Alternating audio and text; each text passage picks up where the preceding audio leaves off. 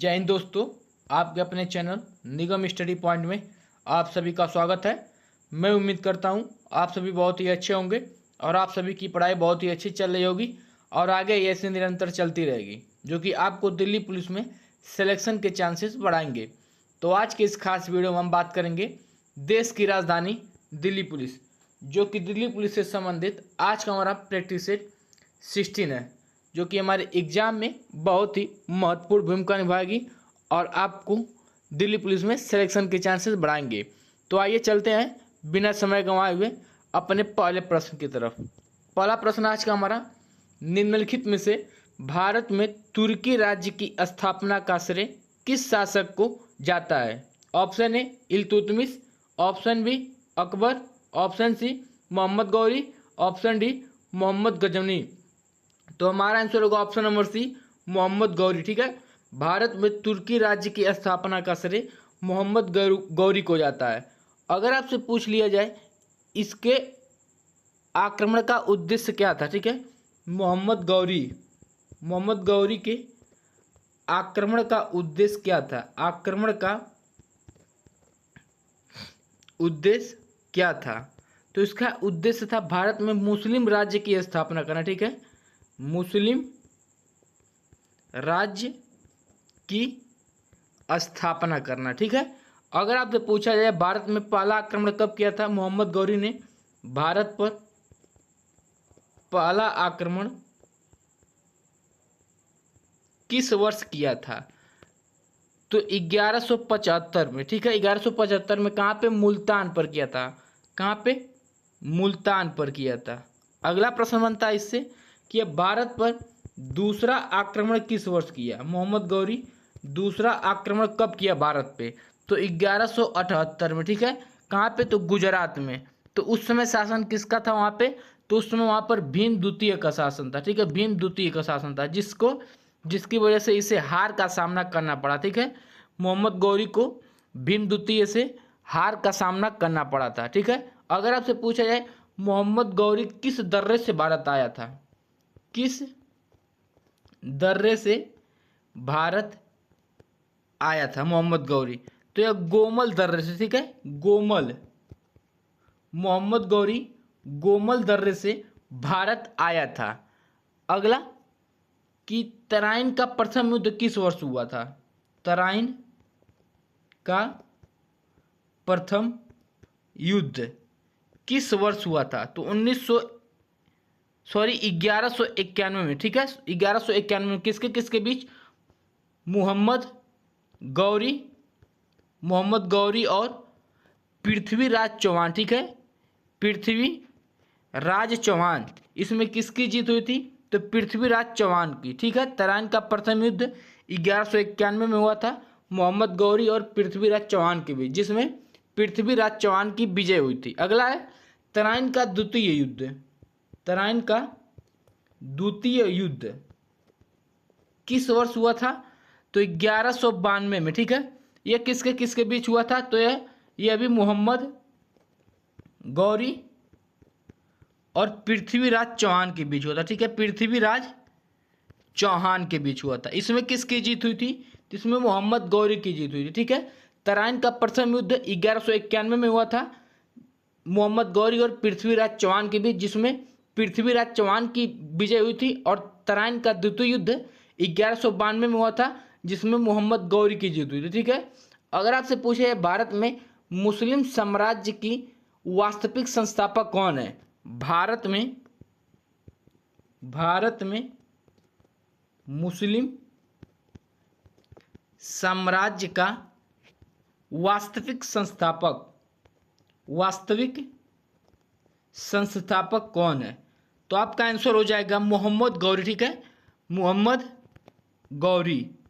ये इतने महत्वपूर्ण प्रश्न बन सकते थे जो कि मोहम्मद गौरी से रिलेटेड हमारे एग्जाम के लिए महत्वपूर्ण थे। अगला प्रश्न, निम्नलिखित में से उकाई परियोजना किस नदी पर स्थित है? Option A Mahanadi, option B Betwa नदी, ऑप्शन सी ताप्ती नदी, ऑप्शन डी रावी नदी।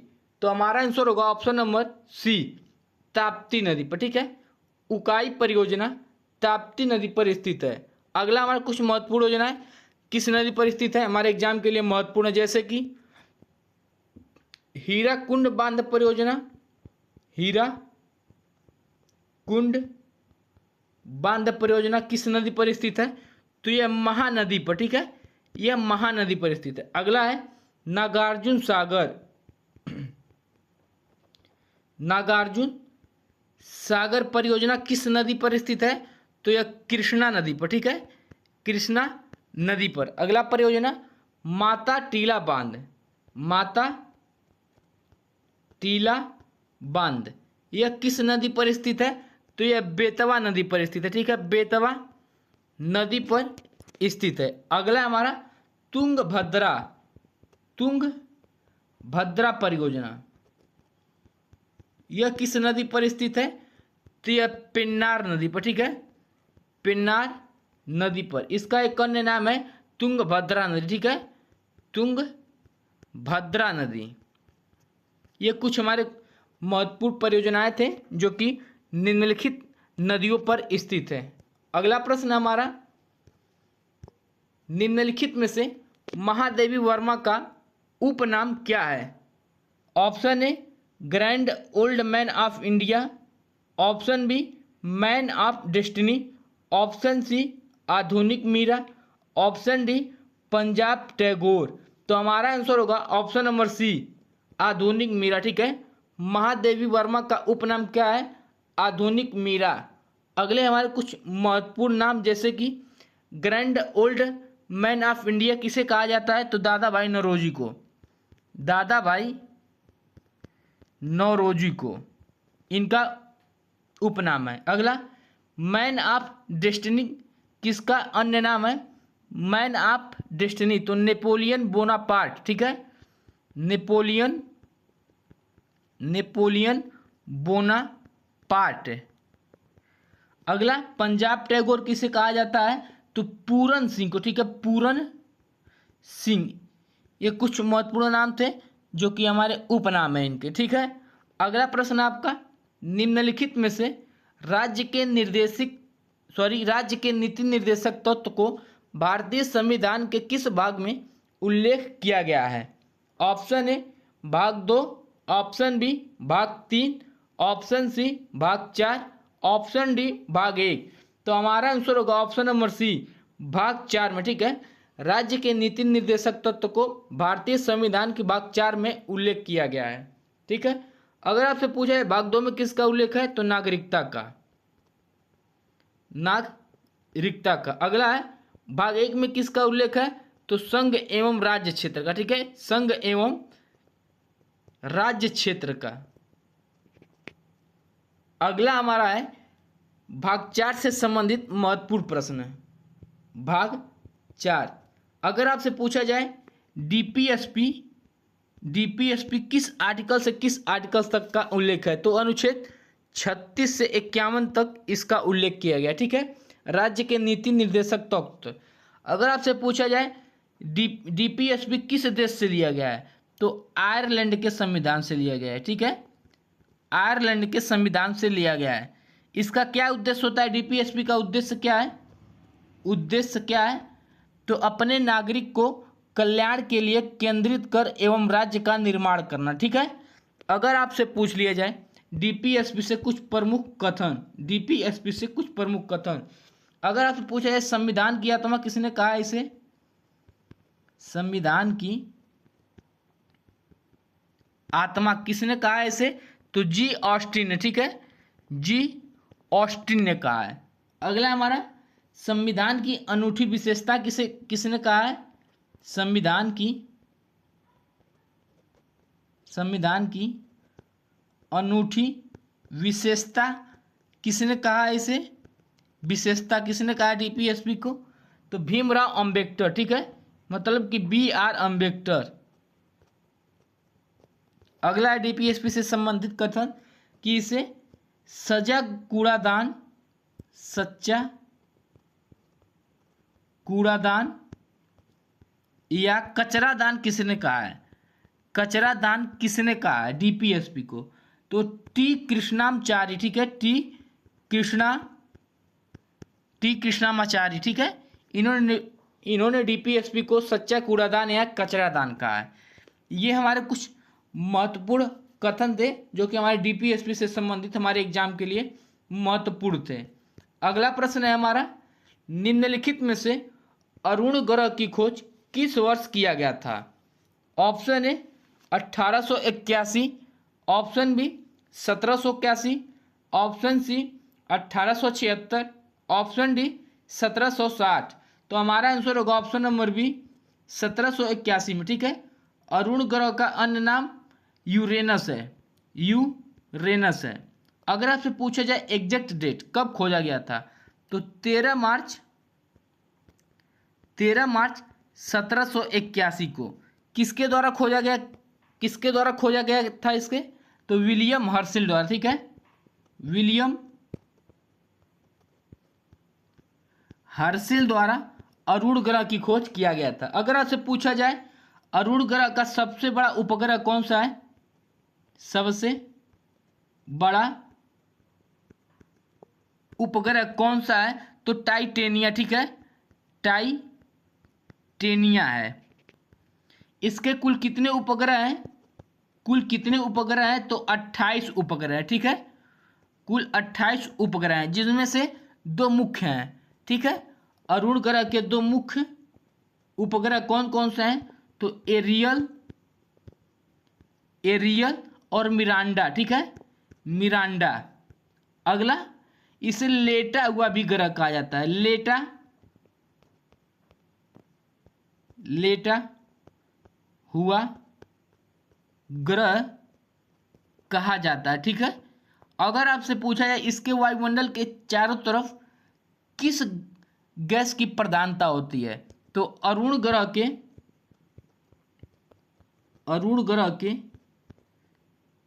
चारों तरफ मीथेन गैस की प्रधानता होती है। ठीक है, मीथेन गैस की प्रधानता होती है। ओके, ये हमारे कुछ अरुण ग्रह से कुछ महत्वपूर्ण प्रश्न थे जो कि हमारे एग्जाम में पूछे जा सकते हैं। अगला प्रश्न हमारा, निम्नलिखित में से तबकात ए नासिरी पुस्तक किसके द्वारा लिखी गई है? Option A Hasan Nizami, option B Ibn Battuta, option C Mirza Haidar, option D Minhaj al Siraj. तो हमारा आंसर होगा option number D, Minhaj al Siraj द्वारा। ठीक है, तबकात ए नासिरी पुस्तक मिनहाज अल नासिरी द्वारा लिखा गया है। अगला हमारा कुछ महत्वपूर्ण पुस्तकें जैसे कि ताज उल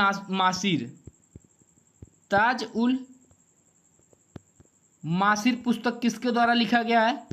तो हसन निजामी द्वारा। ठीक है, हसन निजामी द्वारा। अगला है रेहला पुस्तक किसके द्वारा लिखा गया है? तो इब्न बतूता द्वारा। ठीक है, इब्न बतूता द्वारा। अगला पुस्तक है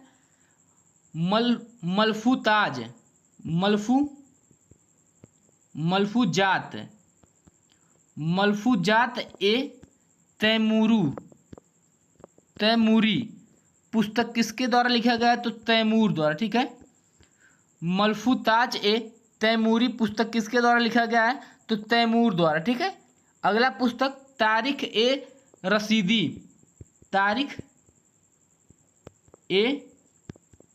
रसीदी पुस्तक किसके द्वारा लिखा गया है? तो मिर्जा हैदर द्वारा। ठीक है, मिर्जा हैदर द्वारा। अगला पुस्तक है तारीख यामनी। ठीक है, तारीख यामनी, यह पुस्तक किसके द्वारा लिखा गया है? तो यह अल उतबी द्वारा। ठीक है, अल उतबी द्वारा। ये हमारे कुछ मुगल कालीन पुस्तकें थे जो कि हमारे एग्जाम के लिए महत्वपूर्ण थे। ठीक है, अगला प्रश्न है हमारा, निम्नलिखित में से शेख मोहम्मद अब्दुल्ला को किस अन्य नाम से जाना जाता है? ऑप्शन ए भारतीय पुनर्जागरण के प्रभात, ऑप्शन बी भारत का मैकियावली, ऑप्शन सी कश्मीर का अकबर, ऑप्शन डी शेर ए कश्मीर। तो हमारा आंसर होगा ऑप्शन नंबर डी, शेर ए कश्मीर। ठीक है, शेख मोहम्मद अब्दुल्ला का उपनाम क्या है? तो शेर ए कश्मीर। अगर आपसे पूछ लिया जाए भारतीय पुनर्जागरण के प्रभात किसे कहा जाता है? तो चाणक्य को। ठीक है, चाणक्य या कौटिल्य, कौटिल्य या विष्णुगुप्त। ठीक है, इनके 3 नाम है। अगला, भारत का मैकियावली किसे कहा जाता है? भारत का मैकियावली किसे कहा जाता है? तो चाणक्य, कौटिल्य और विष्णुगुप्त को। ठीक है, ये तीनों नाम एक ही हैं। भारतीय पुनर्जागरण के प्रभात किसे कहा जाता है? तो राजा राम मोहन राय को। ठीक है, राजा राम मोहन राय को कहा जाता है। क्या कहा जाता है? तो भारतीय पुनर्जागरण के प्रभात। ठीक है, अगर आपसे पूछ लिया जाए कश्मीर का अकबर किसे कहा जाता है? कश्मीर का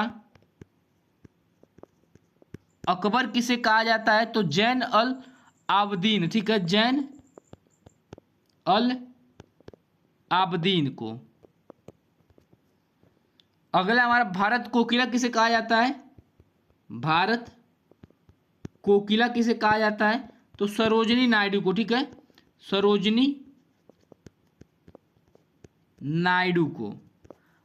अगला प्रश्न है हमारा, निम्नलिखित में से नौजवान सभा की स्थापना किस वर्ष किया गया था? Option A 1907, option B 1928, option C 1926, option D 1920। तो हमारा आंसर होगा ऑप्शन नंबर सी, 1926 में। ठीक है, नौजवान सभा की स्थापना 1926 में किया गया था। अगला हमारा कुछ महत्वपूर्ण समितियां जो कि हमारे एग्जाम के लिए महत्वपूर्ण है। अनुशीलन समिति की स्थापना किस वर्ष किया गया था? अनुशीलन समिति की स्थापना तो 1907 में। ठीक है, अगला है हमारा, मित्र मेला की स्थापना किस वर्ष किया गया था? मित्र मेला की स्थापना किस वर्ष? तो 1899 में। अगला, हिंदुस्तान रिपब्लिक एसोसिएशन की स्थापना किस वर्ष हुआ था? हिंदुस्तान रिपब्लिक एसोसिएशन की स्थापना किस वर्ष हुआ था? तो 1924 में। ठीक है, 1924 में किया गया था। अगला है हमारा, Hindustan socialist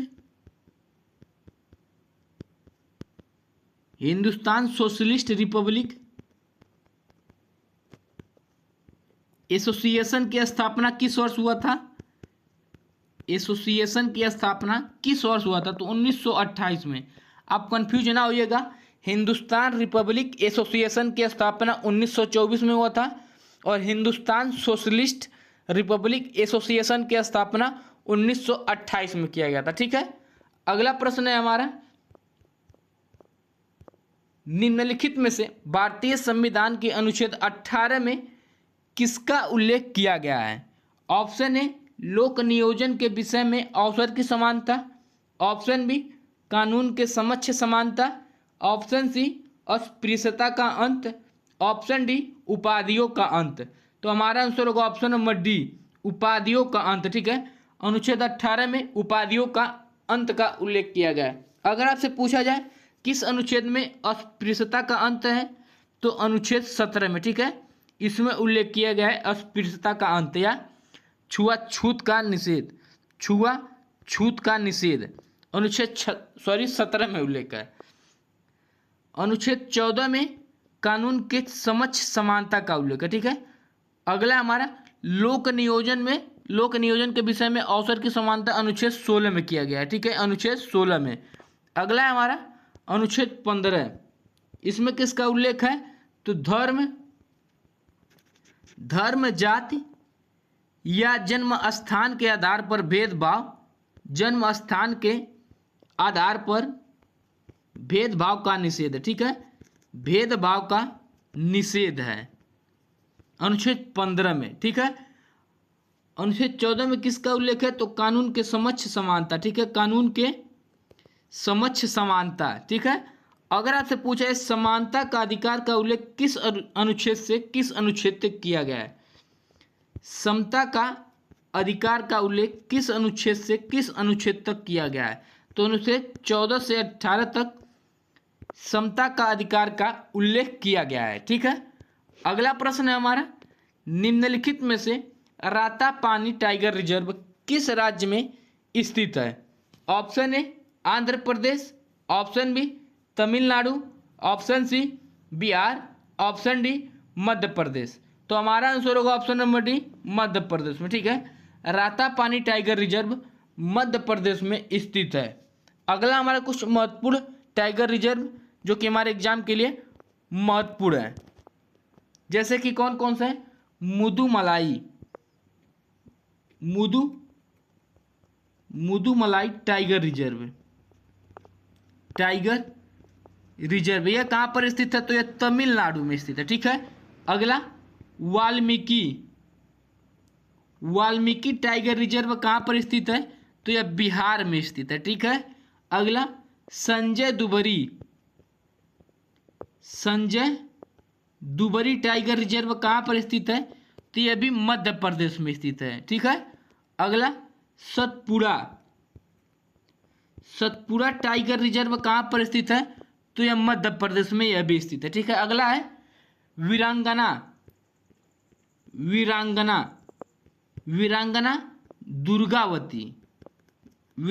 Durgavati tiger reserve कहाँ पर स्थित है? तो यह भी आपके मध्य प्रदेश में स्थित है। ठीक है, ये कुछ हमारे महत्वपूर्ण टाइगर रिजर्व थे जो कि हमारे एग्जाम के लिए महत्वपूर्ण थे। अगला प्रश्न, निम्नलिखित में से पेप्सी झील किस देश में स्थित है? Option A Sweden, option B America, option C Norway, option D रूस। तो हमारा आंसर होगा ऑप्शन नंबर डी, रूस में स्थित है। ठीक है, पेप्सी झील रूस में स्थित है।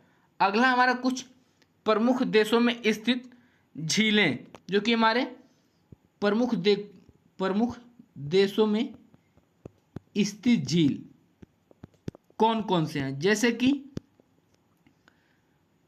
एनारी झील कहाँ पर स्थित है? एनारी झील कहाँ पर स्थित है? तो यह फिनलैंड में स्थित है। ठीक है, फिनलैंड में स्थित है। अगला है हमारा बेटर्न झील कहाँ पर स्थित है? तो यह आपका स्वीडन में स्थित है। ठीक है, स्वीडन में स्थित है। अगला है हमारा टॉप झील कहाँ पर स्थित है? तो यह आपके रूस में स्थित है। ठीक है, अगला ड्रेमन झील कहाँ पर स्थित है? तो यह आपके नॉर्वे में स्थित है। ठीक है, ये हमारे कुछ महत्वपूर्ण झील थे जो कि प्रमुख देशों में स्थित थे। अगला प्रश्न, निम्नलिखित में से माउंट डियोवाली शिखर की कुल कितनी मीटर ऊंचाई है? Option A 642 metre, option B 515 metre, option C 460 metre, option D 760 metre. तो हमारा आंसर होगा ऑप्शन नंबर बी 515 मीटर। ठीक है, माउंट डियोवाली शिखर की कुल ऊंचाई कितनी है? तो 515 मीटर। यह कहाँ पर स्थित है? अगर आपसे पूछे कहाँ पे, तो यह मध्य अंडमान में स्थित है। ठीक है, मध्य अंडमान में स्थित है। अगला हमारा कुछ महत्वपूर्ण शिखरों की ऊंचाई, जैसे कि सैंडल पीक शिखर की ऊंचाई कुल कितनी मीटर है? तो 738 मीटर। कहाँ पर स्थित है? तो उत्तरी अंडमान में। ठीक है, यह उत्तरी अंडमान में स्थित है। अगला है माउंट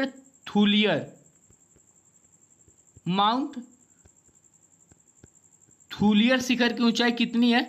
तो 642 मीटर। यह कहाँ पर स्थित है? तो ग्रेट निकोबार में स्थित है। ग्रेट निकोबार में स्थित है। ठीक है, अगला है हमारा शिखर माउंट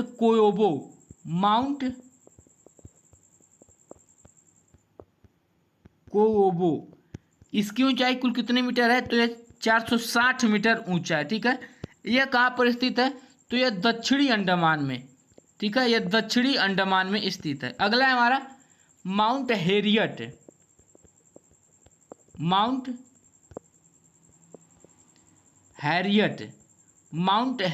शिखर की ऊंचाई कुल कितने मीटर है? तो 450 मीटर। ठीक है, यह भी कहाँ पर स्थित है? तो यह भी दक्षिणी अंडमान में स्थित है। ये कुछ हमारे महत्वपूर्ण शिखर थे, जो कि हमारे एग्जाम में बार बार पूछे जाते हैं। ठीक है, अगला प्रश्न है हमारा, निम्नलिखित में से शिव समुद्रम जलप्रपात किस राज्य में स्थित है? Option A Tamil Nadu, option B Rajasthan, option C Kerala, option D Karnataka. तो हमारा आंसर होगा ऑप्शन नंबर डी, कर्नाटक में स्थित है। ठीक है, शिव समुद्रम जलप्रपात कर्नाटक में स्थित है। और एक है जलप्रपात जैसे कि कुचिकल जलप्रपात, यह भी कहाँ पर स्थित है? तो यह भी कर्नाटक में स्थित है। ठीक है, अगला कुछ है महत्वपूर्ण जलप्रपात जैसे कि धुआंधार जलप्रपात, अगला हमारा कपिलधारा जलप्रपात, ये दोनों कहाँ पर स्थित है? तो ये दोनों मध्य प्रदेश में स्थित है। ठीक है, कहाँ पे? मध्य प्रदेश में। अगला है हमारा जूलिया जलप्रपात,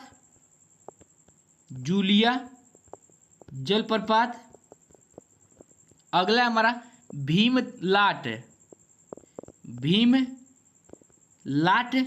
जलप्रपात, ये दोनों कहाँ पर स्थित हैं? तो ये दोनों राजस्थान में स्थित हैं।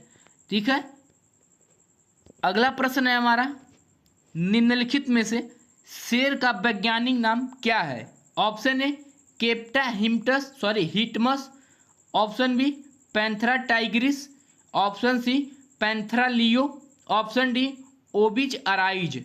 तो हमारा आंसर होगा option number C, Panthera leo. ठीक है, शेर का वैज्ञानिक नाम क्या है? Panthera leo. अगला हमारा कुछ महत्वपूर्ण वैज्ञानिक नाम जैसे कि कुत्ता का वैज्ञानिक नाम क्या है? तो कैनिस फैमिलियर्स।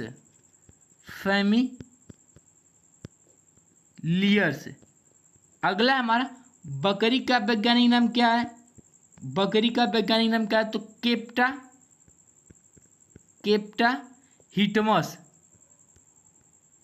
हिटमस। अगला नाम बाघ का वैज्ञानिक नाम क्या है? बाघ का पैंथरा टाइग्रिस। अगला नाम है हमारा भेड़ का वैज्ञानिक नाम क्या है? तो ओविज अराइज। अगला नाम है शेर का तो बता ही दिए, शेर का वैज्ञानिक नाम क्या है? तो पैंथरा लियो।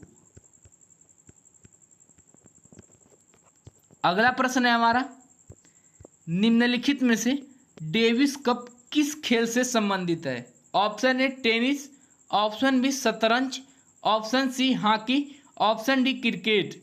तो हमारा आंसर होगा ऑप्शन नंबर ए, टेनिस से संबंधित है। ठीक है, और टेनिस से कौन कौन से कप संबंधित है? जैसे कि हाफमैन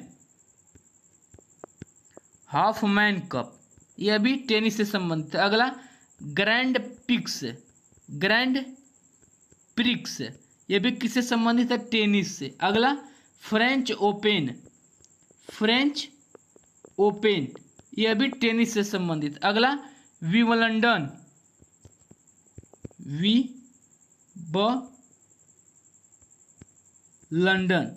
विंबलडन, यह भी टेनिस से संबंधित है। ठीक है, अगला आज का हमारा रिवीजन क्वेश्चन, निम्नलिखित में से राष्ट्रीय डेयरी अनुसंधान संस्थान की स्थापना किस वर्ष किया गया था? Option A 1920, option B 1955, option C 1967, option D 1980। अगर जिस किसी को भी आंसर पता हो, आंसर कमेंट बॉक्स में कमेंट जरूर करें, और वीडियो अच्छी लगे तो वीडियो को लाइक, कमेंट और चैनल को सब्सक्राइब करना ना भूलें, ताकि हमारी डेली की वीडियो आप तक पहुंचती रहे और आप अपनी पढ़ाई को मजबूत बनाएं और दिल्ली पुलिस में सिलेक्शन के चांसेस बढ़ाएं। और वीडियो को ज़्यादा से ज़्यादा शेयर करें ताकि और भी बच्चे अपनी पढ़ाई को मजबूत करें। जय हिंद।